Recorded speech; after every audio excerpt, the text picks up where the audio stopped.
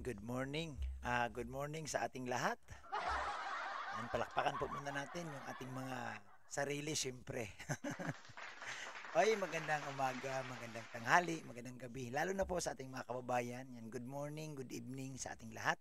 Shout out po kay Ate Mina, yan, kay Reggie, and Git Wilson, Reggie.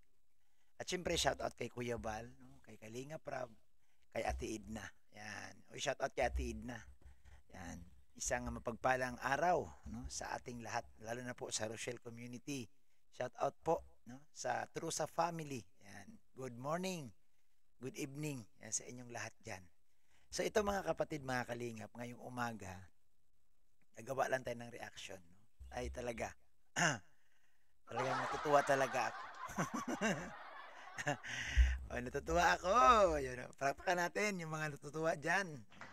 Oy, dapat good vibes ha. Dapat yung ano tayo.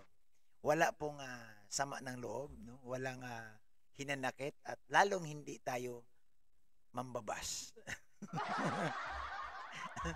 Oy, good morning. Kumusta kayong lahat ha? Kumusta po? Mga kababayan kong minamahal. Kumusta? Kumusta? Kumusta po si Ruel? Kumusta si Rachel? Ayan.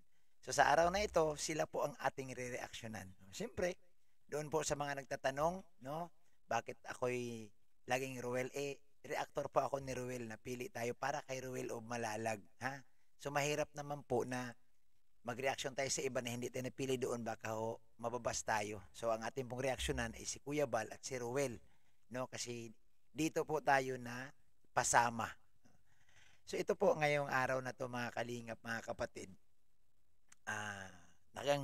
Talagang naghahanda na po si Ruel at saka si Rachel, no? Sa nalalapit nilang big event, no, yung Dibo. So ito po, panoorin natin kasi aba, si Ruel at si Rachel ngayon nag-gym na. Oy, palakpakan natin. Palakpakan natin. So sila po ay sa madaling sabi, pinaghahandaan na po ang darating na malaking event sa kanilang buhay. Lalo na po itong Dibo nga, no, ni Rachel Morales. Nako, baka naman ha. Baka naman may masisilip na naman yung iba dyan. Rachel, wag ka magsuot ng maiksi ha. Kasi baka punahin na naman nila, nasa gym ka eh. Mag-jacket ka. Mag-long sleeve ka. Natatawa talaga ako yung naligo, no? Binas. Dahil iba ang suot daw swimming yun eh. Ito, mag-gym sila. So panoorin natin yung kanilang video, yung maiksi lang naman ito, yung usapan nila ni Roel, no?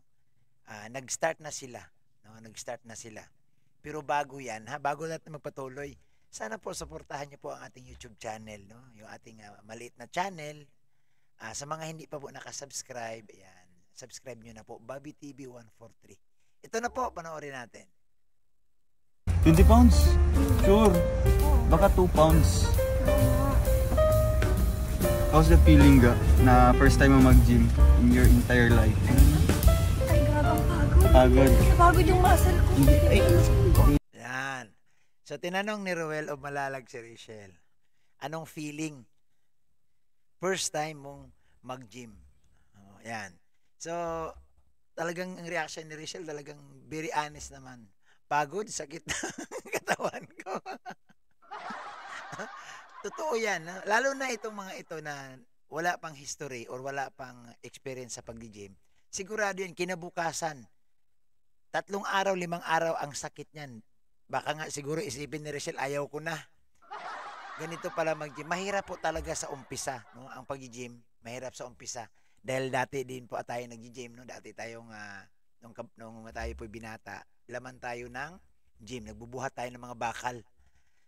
Sa umpisa talaga, mahirap. Kasi akalain mo ba naman, ang bubuhatin mo bakal, hindi naman yan ganun kadali, di ba? Talagang magpapagod ka kung gusto mong gumanda ang katawan mo. Kaya, itong naramdaman ni Rachel, ito yung kanyang reaction. Talagang natatawa ako. Kasi, sabi niya, ang sakit, talagang naninibago ka. Tapos, after nyan, pangalawang araw, masakit pa yan. Nung ako nga nung araw talagang hindi ko maiwasang uminom ng pain reliever. Kasi talagang sobrang sakit niyan. Yung talagang, alam mo yung gano'n na para bang bigla, para kang binugbog, no? Ganun po talaga ang reaksyon ng katawan mo. Pero alam niyo po, ang kagandahan naman nito, magiging healthy ka, no? Iba, no? Iba pag nasa gym ka, no? Iba, maging healthy ang katawan mo at saka tataas yung self-confidence mo. Ito yung hindi po napansin ng iba. Kaya kung tinan nyo ha, ang dami pong pumapasok sa gym na mga papayat lang nung araw. Ako may mga kakilala ko ang papayat ang ninipis ng katawan. Pero nung nag-gym, nagkamasil na, iba kasi ang dating kapag ang katawan mo malaki, medyo ah iba yung tingin sa'yo, no? So, ganun po ang pag-gym. At hindi po ganun kadali. Baka sabihin ninyo, ito pa idadagdag ko. Ang pag-gym po, hindi po yan isang taon na sabihin mo, ay malaki na tong katawan ko. Kasi hindi po, lifetime po yan. Kung gusto mo talagang palaki ang katawan mo, mag-workout ka hanggang 10 taon. Hindi po yan isang taon, 2 taon. No. Lalo na kung natural ang iyong pagpalaki ng katawan, hindi ka gumagamit ng kagaya sa iba na may tinuturok. Matagal. No? Ang kailangan talaga dito, disiplina at dedication talaga na gusto mong gawin. Kasi dito po, wala namang dito. Wala kang, alam mo yun, talagang isipin mo na lang na magpapagod ka. Isipin mo na sa loob ng 3 oras, talagang puro ka papawis, puro ka buhat dyan, hanggat sa maubusan ka ng lakas. Oo. At saka sa pag-gym kasi, hindi pwedeng lahat bubuhatin mo. Yung iba kasi pag nag-gym, buhat dito sa isa, magta-tricep, magba-bicep, magsu-shoulder, mag-abs. Hindi po dapat po i-program mo para hindi maubos yung lakas mo. Kasi pag lahat dyan gagawin mo mula ulo hanggang paa, ay baka kalahating oras mangayaw ka na. Oo. So, i-schedule mo dapat yan no? Kunyari, Monday. Kasi dapat talaga Sunday pahinga. So, Monday, pag nagbuhat ka, nakaprogram ka dapat Monday, dapat siguro abs. Kasi ang hirap po paliitin ng abs nung tiyan. Sabi siguro, Monday abs lang ako at saka tricep. Yan. Yun lang, 2. So, dapat yan lang mga trabahoin mo. Paulit-ulit lang, no? Ngayon, kung kaya mo pa, magdagdag ka pa ng isang program. Kung sabihin mo, dibdib, no? Yung cheese mo, palakihin mo. So, 3 lang. 3 lang dapat. 3 lang ang gagawin mo. Kasi, mahirap paglahatin. So, tapos, pahinga ka ng Tuesday. Hindi pwedeng araw-araw, no? Mahirap pag araw-araw. Maliban na lang kung wala kang trabaho. Pero kung araw-arawin mo, baka titigas nga ang katawan mo, maging bato-bato naman ang gusto, hindi naman yan lalaki. Biglang manigas kasi inaraw-araw mo. So, dapat alternate din. So, Monday, Tuesday, pahinga ka. Wednesday, gagalaw ka. Thursday, pahinga. Friday ulit. So, 3 times a week. So, dapat doon, iba-ibang posisyon ng katawan ang pwede mong dalhin sa gym kasi, pwede mong ibuhat ng bakal kasi, hindi po na kung ano yung makita mo doon, hawakan mo lahat, mapapagod at maubos ang lakas mo. Oo. So, ganun po. So, ito po, panoorin pa natin. Ay ga, workout daw si papa mo, sabay na kami. Daw, katarin doon, no? So, adi, sa daan matay kina tangga. Sa Trisay? Oo. And then, ay makalingap, no? Gusto din ni Tatay Reza na mag-workout. So, gusto niya. And syempre si Papa may alam din, so pwede sila magsama. So, yun.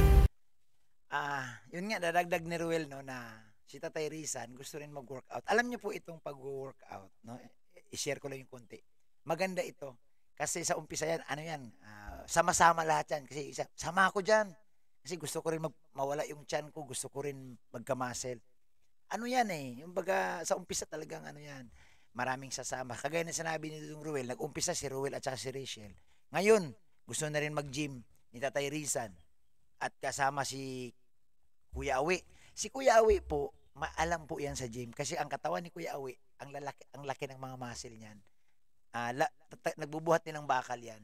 Kaya maganda pong tandem yan, no? Magandang tandem na si Ruel, si Rachel, at si Tatay Rizan, at si Kalingap Awe. Ito naman, hindi naman ito para ano, kundi for the health, no? Ang baka magbe-benefits nito, yung gaganda ang iyong stamina, yung iyong katawan, maganda ang lalakas, no? Gaganda ang katawan, lalakas, ang puso mo, ang lungs, talagang maganda talaga pag nag-gym. Kasi isipin mo na lang, sa ganitong trabaho nila ni Roel, kagaya sa amin, upo. No? Napapagod ka, lumalabas ka, nagbablog, pero hindi po yan. Kagaya sa pag-gym talaga na mababanat ang mga buto ng iyong mga muscle. Mababanat ang mga ugat, buto. Mababanat po ang ugat. Kaya maganda itong naisip ni Roel, no, na pumasok sa gym. At isa yan, no, na maganda. Kasi nga, paghandaan na nila yung nalalapit. Kailangan kasi dun medyo malakas ka, lalo na si Rachel, no? Dapat mataas ang resistensya at para na rin sa kanilang mga bata pa sila, para na rin sa kanilang future, no, na lalaki silang malalakas. Maganda po yan, no, sa maglangga, sa magjuwa, sa mag-boyfriend, sa mag-girlfriend. Every morning mag-jogging. Kung hindi makapag-jogging, punta sa gym. Kasi sa jogging kasi, talagang maganda doon sa stamina. Pero sa pag-gym kasi, palalakihin mo yung mga muscle mo. Oo. So malay mo, no? Maganda yan. Ito magandang influensya ni Roel. Maganda itong masundan din ng iba, no? Lalo na yung mga staff ni Roel na yung iba dyan, lumalaki na ang tiyan. Shoutout sa mga kasama ni Dodong. Lumaki na doon ang tiyan ng mga kasama. Napansin ko lang, ha? Ibig sabihin, inalagaan mo sila. Ha? Ay, maraming salamat, ha, mga kapatid, mga kalimp. Ito lang yung ating maiksing reaction. Yung pag-gym ni Roel, nag-umpisa na sila. Ito po'y 100% napakagandang ginawa at mas maganda kung magaya pa ng iba, no? Mag-gym habang kayo kaya pag magbuhat ng bakal kasi mahirap naman po magbuhat ng bakal pagdating ng araw di mo na kaya. So ngayon pa lang kung hangga't kaya magbuhat na at exercise sa katawan pangpahaba ng buhay.